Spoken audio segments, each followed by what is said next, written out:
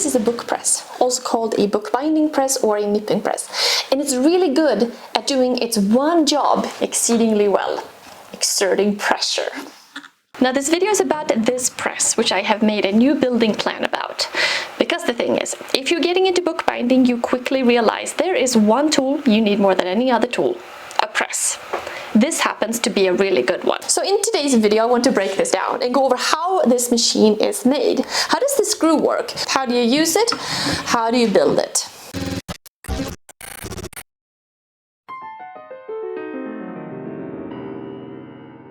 This is a simple machine. So, simple machines are basic mechanical devices that change the direction or magnitude of a force, making the work easier to perform.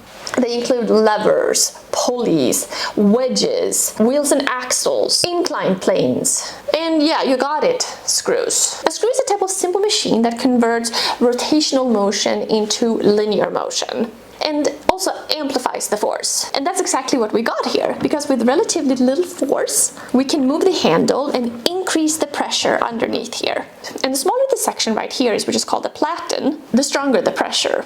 And of course, the longer the handle is, the more force we can apply, up to a certain point, of course, when the wood breaks, but get the point. Now, if you're interested in building this press, I have a detailed building plan going over cut list, step-by-step instructions, diagrams, all of that stuff, and that is linked in the description below.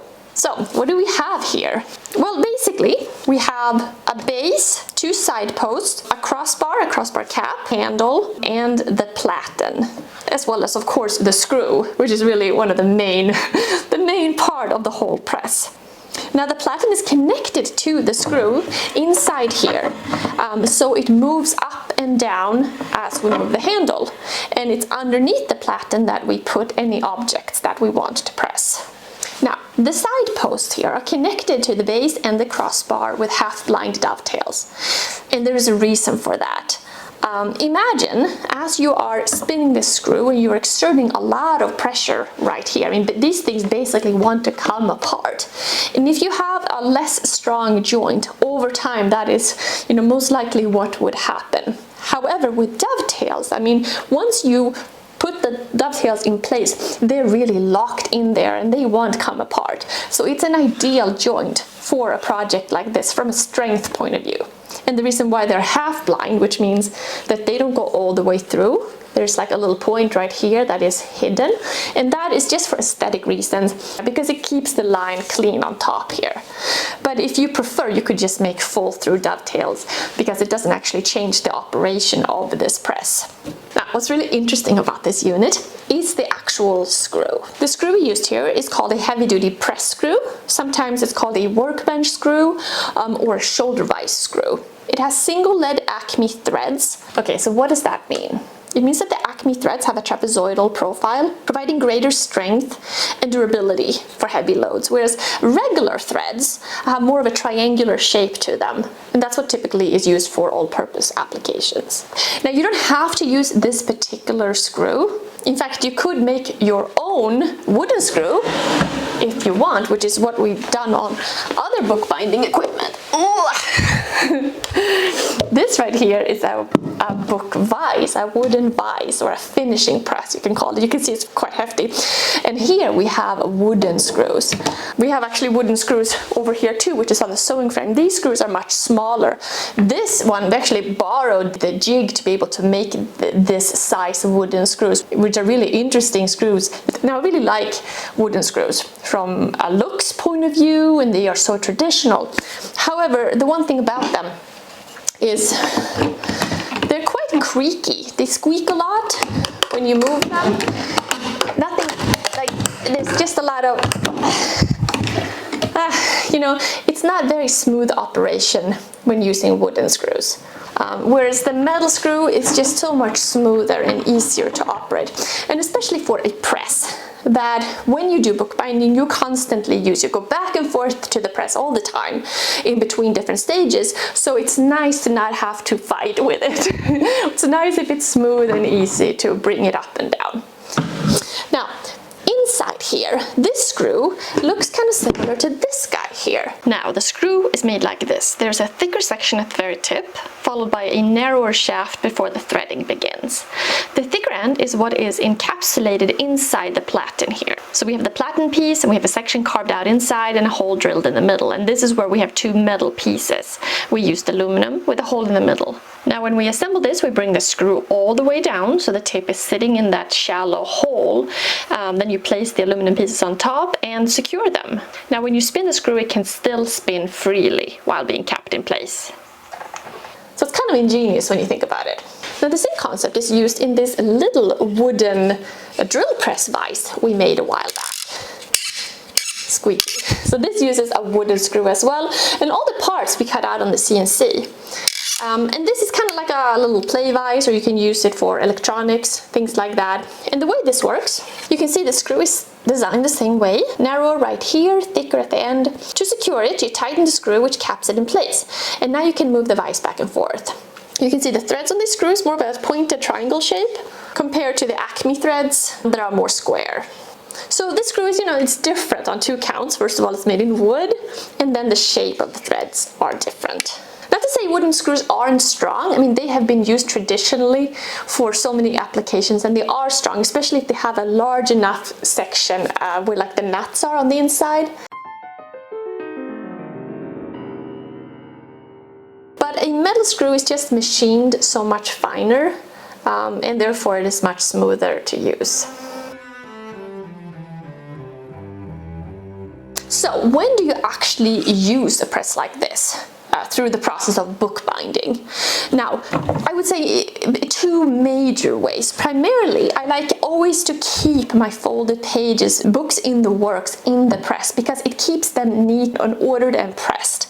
If you have a bunch of pages that are folded and you just leave them on the counter, the different kind of humidity and air pressure and the wind and things will just kind of bubble up and not get super crisp over time. Whereas if you always keep your works in the press as you're doing other things, it will be perfect and ready for you when you want to work on them. Then of course you use it a lot whenever you want to use glue.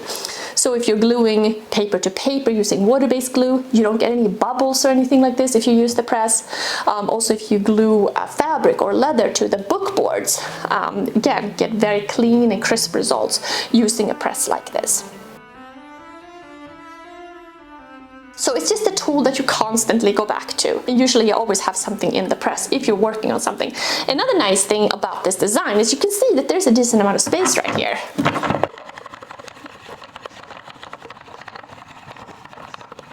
So we have about, I don't know, 5 inches, something like that here in terms of space. And if you have multiple bookbinding projects going on at the same time, you can actually press several things simultaneously, which is kind of nice. Now the other thing we like to do is to not press directly onto the base, but to use 2 boards, like these are plywood with wax paper in the middle, and then you put whatever you're working on inside here, and then so you secure it properly, and then you put this inside the press.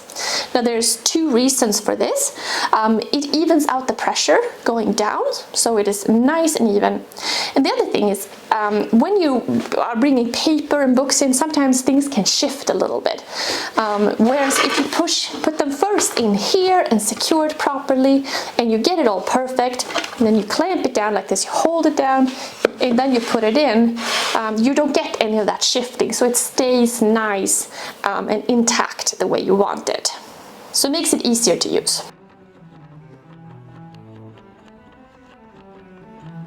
The main most important parts of this build, I would say, are the dovetails for strength, and then of course how the screw is encapsulated inside the platen here, and then going through the crossbar.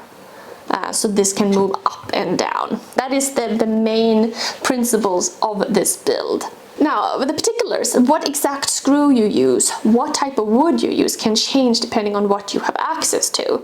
Now, we used white oak because it is very strong and durable, and it is a traditional choice. It's what often would have been used.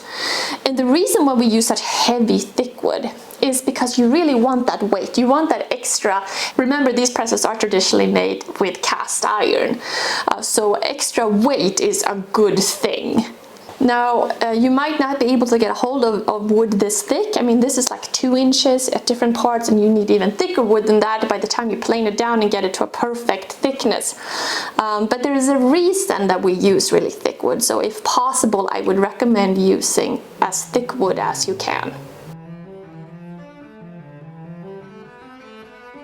A book press seems like a really old traditional tool, right? How old do you think it is? Well, it dates back to the 15th century with Johannes Gutenberg's invention of the printing press. He developed his press around 1440, which revolutionized the production of books.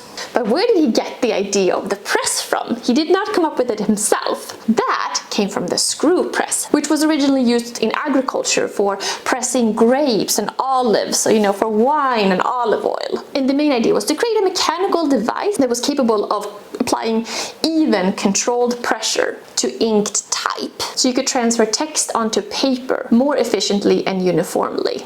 And this innovation made books more affordable and more widely available, and also laid the foundation for more modern bookbinding practices. And after Gutenberg, the technology of the presses evolved quite a bit. So by the 18th century, the development of the iron hand press allowed for greater durability, and then in the 19th century, we have the steam-powered press, which again increased the speed and value of book production. And now this tool is looked at as this old vintage machine that is obviously not used in modern book production at all. Only a small number of people who enjoy making their own books, are interested in something like this. These days, hydraulic presses and automated binding machines dominate book production, and they're really fast and consistent. Now, making your own books is neither fast nor consistent, but on the other hand, you can make whatever you want, and there's something about the process of doing it yourself, which is really just very interesting and very fun.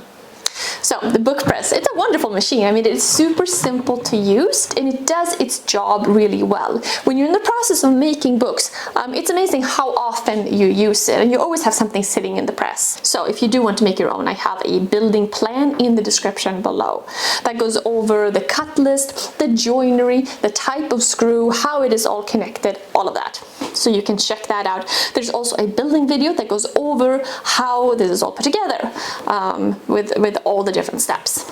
Now this obviously is perfect for bookbinding, but the wider applications that you can use this for include, pressing flowers and plants. And if you're stamping fabric or stamping paper and you want to create a very even, clean, crisp results, you can use something like this as well. Now I think something like this would make a really nice gift, especially when you start looking at how much they cost. If you want to buy one, they're hard to come across. Simpler models than this are very expensive.